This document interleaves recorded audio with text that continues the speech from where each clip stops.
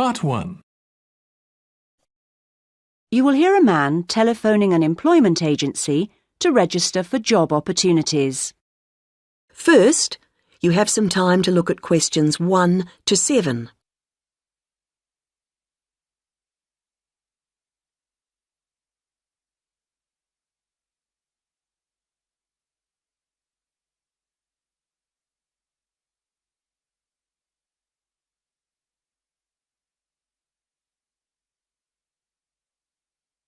You should answer the questions as you listen, because you will not hear the recording a second time. Listen carefully to the first part of the conversation and answer questions 1 to 7. Able Employment, how may I help you? I saw your advertisement in the Daily Gazette, Oh, yes. and I'd like to register with you. I'm a student, but I've got the long holiday coming up. Certainly. I'll just get the form ready. OK, let me take your details. Sure. Can I have your full name? It's Bowen, James Bowen, B-O-W-E-N. Right. And your address, please?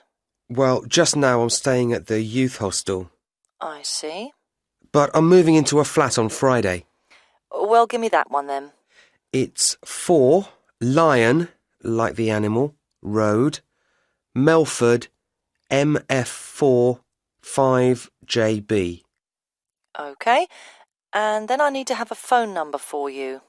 I don't know the number at the flat yet, but I could give you my mobile. That's 09954 721 822. Would that do? For the time being. But if you can let me know your new number when you can. Of course. Now, qualifications. What qualifications have you got? I mean, post-16 qualifications. Well, I stayed on at school till 18 and got my A-levels. Fine. Anything else? You said you were a student. Yes, and then I've done 2 years at college, so I've got my history diploma, though I don't know how useful that'll be for getting a job. Well, it depends. Everything counts in some way. And I also did an IT course this year, and that got me my computer skills certificate, which I certainly hope is relevant. It's different anyway. That's all really. That's quite a good range.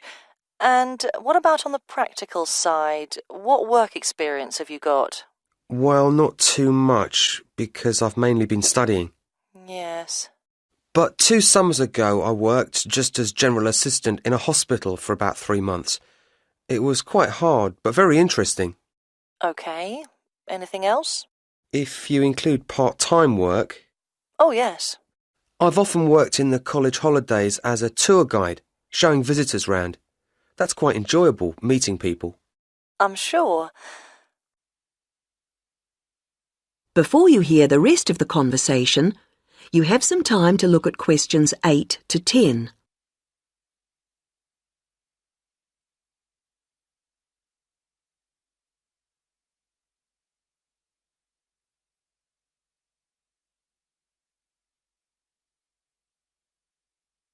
Now listen and answer questions 8 to 10. Now on to interests. There's space here for 2. What would you say? 2. Well, I like various sports, but I suppose we should put that I'm in the swimming club. I'm pretty committed to that. Yes, that sounds good. And for the other one, something different? I'm very keen on music too, and I love playing piano. I've been doing that for over 10 years now. Yes, I'll put that down. Well, that's more or less it for the time being. Uh-huh. Just one more thing. What I do need is your availability. Oh, yes. The college term finishes on June the 20th, and then I'm going to visit my parents. But I can be back and ready to start on June the 28th, if that seems okay. I'm sure it is. Now, what happens next is that I process this information, and then...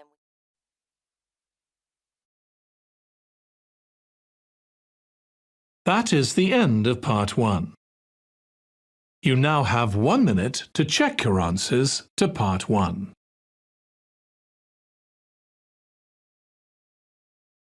Part 2. You will hear a presentation from a ship's captain telling guests about what cruises are available. First, you have some time to look at questions 11 to 16.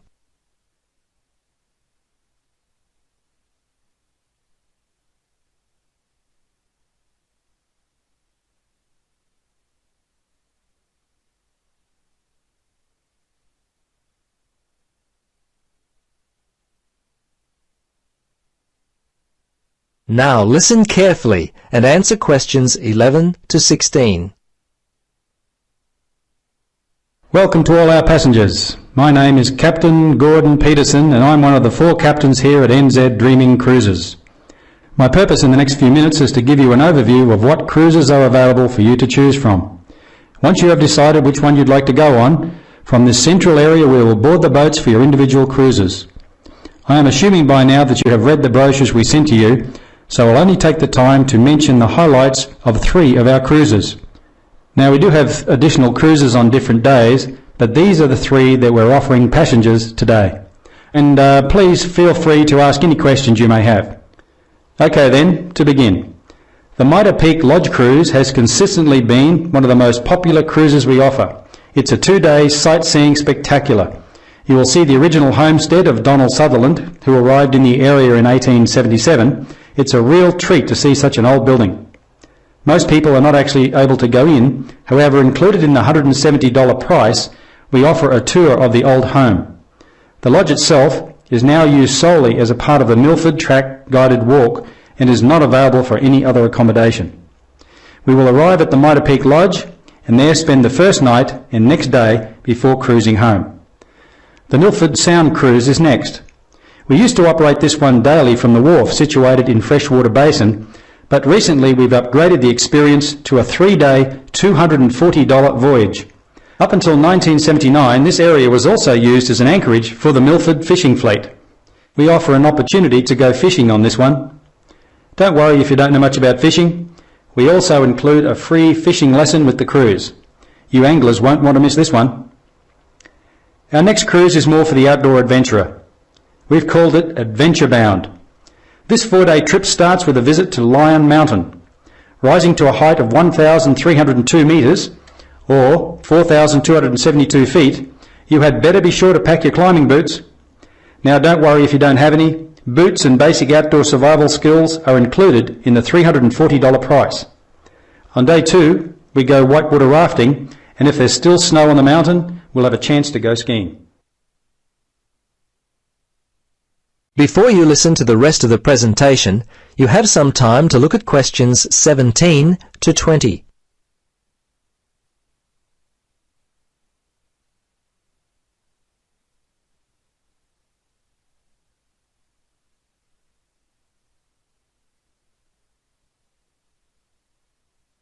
Now, listen carefully and answer questions 17 to 20.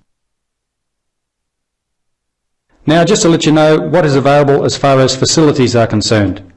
Our boats are fully equipped to offer you most of the comforts of home. However, a few things may be different. For example, showers. Please keep them to around a minute as we have limited heated water. There are no TVs on board, but you can listen to the radio to keep up to date with the outside world. You'll find that nature will provide most of the entertainment. Speaking of water, nature will provide a special surprise.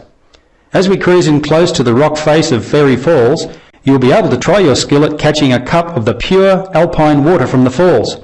Not everyone is successful at this, but over the years our staff have become very proficient at filling large containers full of this beautiful alpine water. There's always plenty in the kitchen for you to enjoy. And sorry, no swimming. We wouldn't want any of you to die from exposure. Meals. Meals are served at the same times. Breakfast is always from 6:30 in the morning and 12:30 for lunch. Dinner is served at 6 p.m. and we serve all meals for 1 hour. If you come after that, sorry, but you'll have to wait for the next scheduled meal. Our staff on board work very hard to prepare meals daily for your enjoyment. All we ask is that when you finish your meal, you take your time to wash any dishes you use and place them on the main counter. Our staff will put them in the kitchen, and your cooperation here would greatly assist us in helping run the cruise. Okay, that's enough from me. Let's board the boats. Have a great time.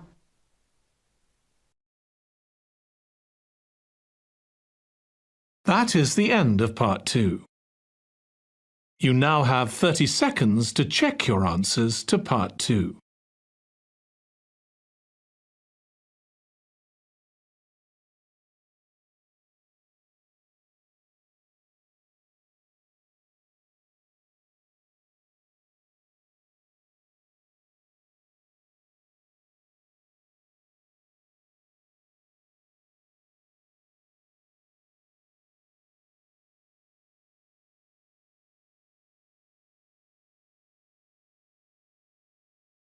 Part 3. You will hear a conversation between an undergraduate student, David, and his tutor, Dr. Smith, about David's plans for doing a master's degree. First, you have some time to look at questions 21 to 26.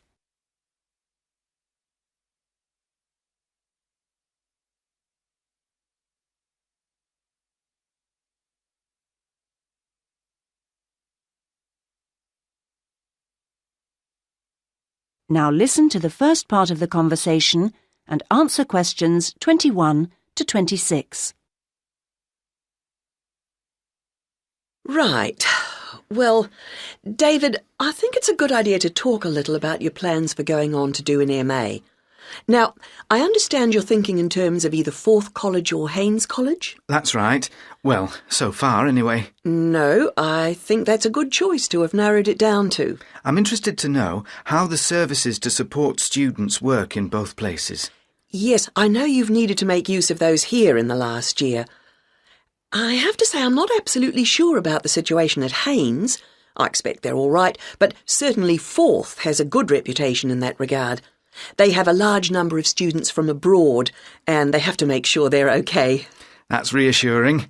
And then I'll be moving city again, obviously, whichever college I go to, and I hope that the room or flat I could expect would be nice. Very important, yes.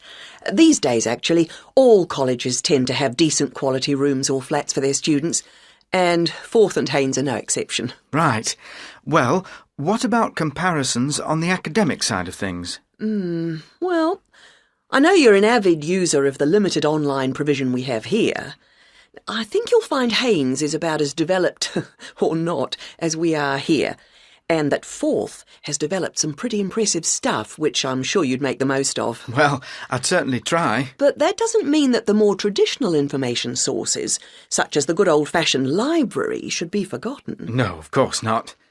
While Forth has recently had a very splendid law library opened, that isn't particularly relevant for you, and I think you'd find Haynes' general university and faculty collections better suited to your needs.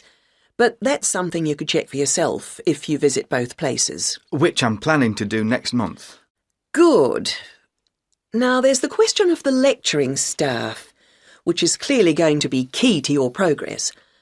I think you'd find them adequate at Forth. There are some solid people working there, while Haynes have recently taken on some inspirational people, very cutting edge.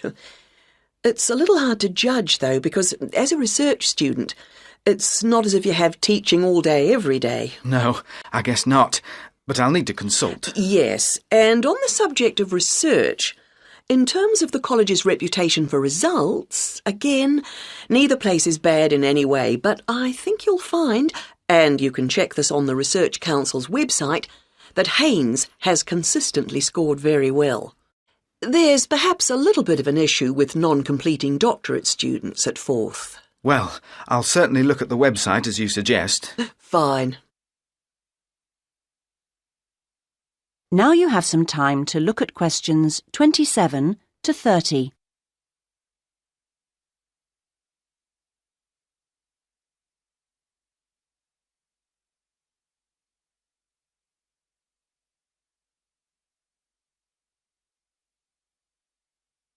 Now listen to the rest of the conversation and answer questions 27 to 30. I'm still a bit anxious about making this next step. I know the level of competition is very high, especially in my area. It makes me feel rather daunted, and I wonder if in a new place I may be out on my own, if you know what I mean, compared to the sense of community here. I suppose it'll be down to my determination to succeed to get me through. Well, do remember how you felt when you arrived here. I'm sure you'll get on anywhere in the end. I hope so. And, of course, you still don't know exactly where you want to end up. By the time you've completed your Masters, you'll have a clearer idea of whether you want to progress to doctorate level. It's possible, I suppose, that you'll begin to see how much you might be interested in picking up some bits of lecturing earlier than that, since your area's fairly specialised, and may put you in demand sooner than you think. To establish yourself in your area of expertise, it would be sensible to think in terms of getting your stuff into one or two of the journals, converting parts of your dissertation into suitable formats for them. That'll stand you in good stead, whatever else you decide to do. That sounds like good advice, thanks. Actually, I think Masters level studying has improved in some ways over the last few years. The internet you love so much was always going to make all kinds of studying easier. Or that's the idea, anyway. I'm not sure it really has the impact you might think.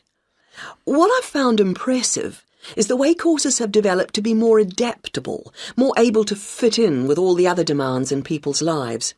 So, while the exams and assignments you all have to do may not have shifted much, at least a wider range of students are now able to benefit from education at the higher levels. I just wish I could be sure I was always making the best use of my opportunities.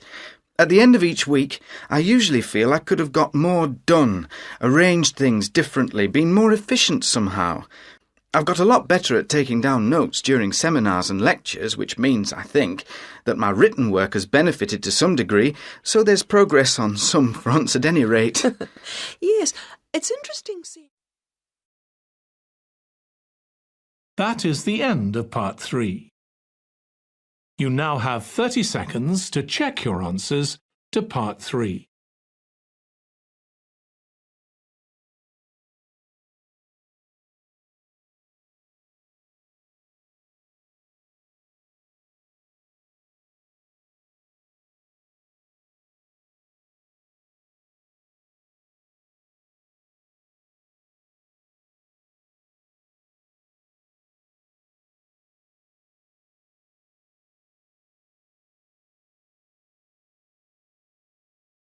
Part 4. You will hear part of a lecture given at the beginning of a course in marine biology. First, you have some time to look at questions 31 to 40.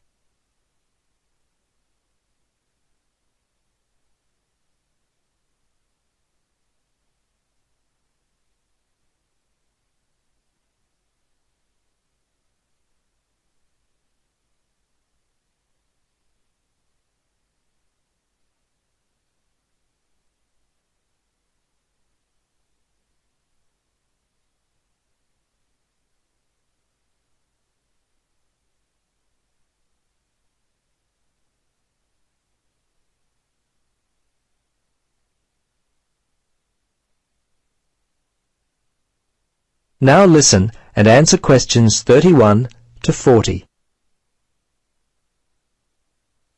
Students, I hope this first lecture, which I've called The Uses of Oceanography, will provide a helpful starting point for our studies this semester. In order to be a valid area of study, it has been said that the scientific study of sea or oceanography, as we call it, must point to the practical benefits that can be gained for humankind. There's no doubt many are the benefits which have been identified as a result of study in this field. Firstly, through careful study, oceanography helps us to determine where new raw materials for the future may come from, such as where new foods, for example, may be harvested. Certainly, to reap the harvest of the ocean is just as difficult as it is on land. Microscopic plants and animals or plankton are neither easy to gather nor edible for humans. Fortunately, our marine creatures do an excellent job at both gathering and eating, so we must continue to go out into the oceans and confront the often difficult oceanic conditions in an attempt to capture them for food. Of course, even in the most fertile areas, stocks of profitable and edible fish are not inexhaustible. In many areas around the world, limits are placed on numbers of fish that can be caught. Improving our understanding of marine species behaviour is therefore a dominant area of study for oceanographers. For hundreds of years, the ocean has been a cheap highway for commerce, but the challenge for those who travel it has always been to do so safely. Oceanographers therefore attempt to bring some predictability to the movement of currents, as well as the winds that blow and the effect these have on the waves that are generated.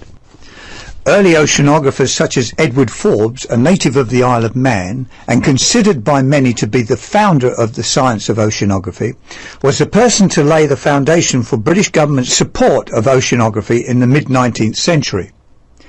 Another of Forbes' contemporaries, Irishman J. Vaughan Thompson, collected and studied marine plankton off the Irish coast in 1828. In addition to marine life, Thompson's interests were in the tidal patterns and currents of the ocean.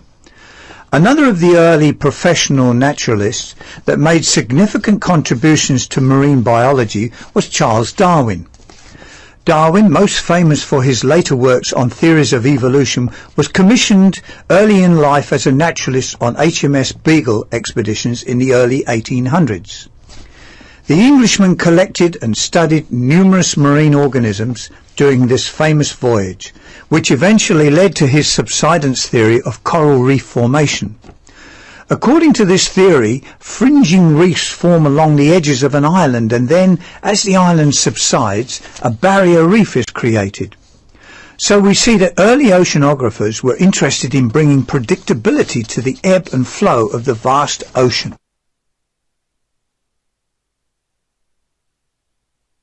With industry pumping out more and more waste, another area in which oceanographers have busied themselves is in the use of the ocean as a means of waste disposal.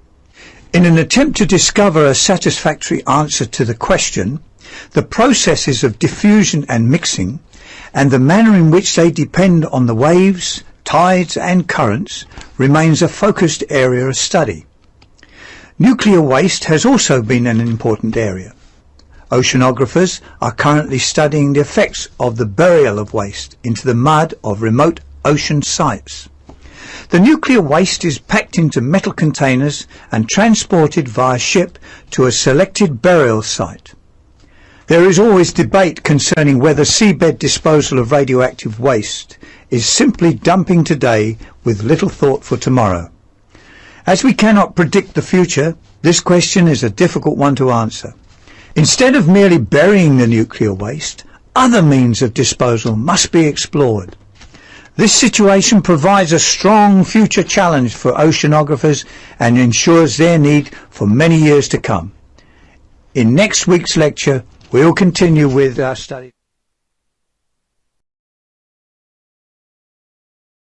That is the end of Part 4.